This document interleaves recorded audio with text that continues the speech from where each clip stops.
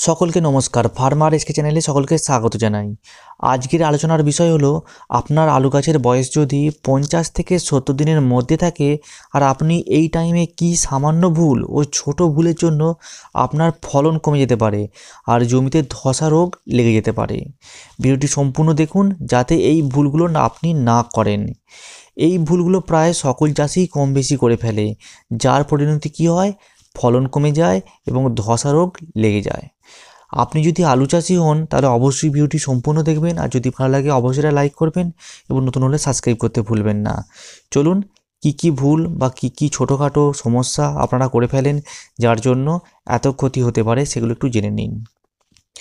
50 দিনের পর জমিতে নাইট্রোজেন জাতীয় সার আর প্রয়োগ করা যাবে না।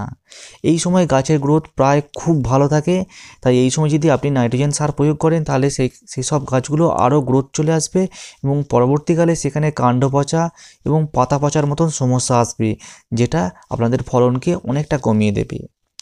50 দিনের পর থেকে হিউমিক অ্যাসিড, ফলবিক অ্যাসিড ও জিঙ্কের মতন খাবার স্প্রে করা যায় না। এই সমস্ত খাবার এবং ভিটামিনগুলোকে 50 দিনের আগে আপনি ব্যবহার করে ফেলবেন।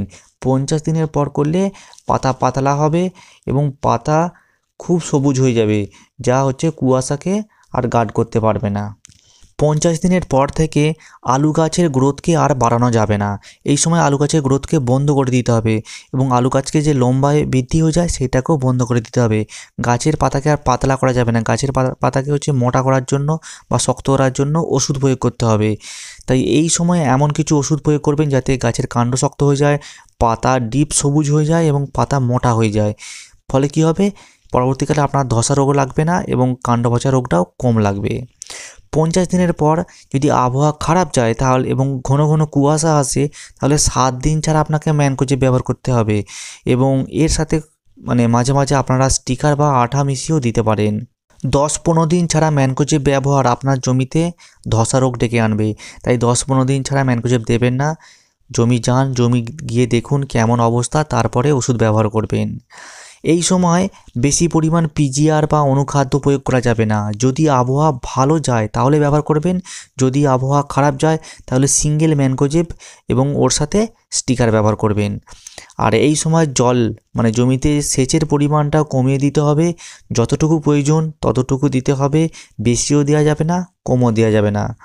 আর 50 থেকে 70 দিনের মধ্যে যদি আবহাওয়া খুব খারাপ থাকে, খারাপের থেকে খারাপ থাকে, তাহলে কি করতে হবে, ম্যানকোজেবের ওপর শুধু নির্ভর হলে হবে না, এর সাথে যে কোনো ধরনের সিস্টেমিক ফাঙ্গিসাইডকে ব্যবহার করতে হবে। সেটা মেটালক্সি হতে পারে, অ্যাক্রোবাট হতে পারে বা ইনফিনিটো হতে পারে বা আরও অন্যান্য সাইমোক্সিলিন ম্যানকোজেব হতে পারে। যে কোনো ধরনের একটা সিস্টেমিক ওষুধ ব্যবহার করবেন। আর 50 দিনের পর থেকে আপনাদের আলু গাছের আসল গ্রোথ শুরু হয়, লম্বায় বাড়া শুরু হয়। সেই গ্রোথটাকে যদি আপনি নিয়ন্ত্রণ করতে না পারেন, আপনার ফলন কম হবেই, কারণ যার গাছ যত বড় হবে তার ফল তত ছোট হবে বা ফল তত কম হবে।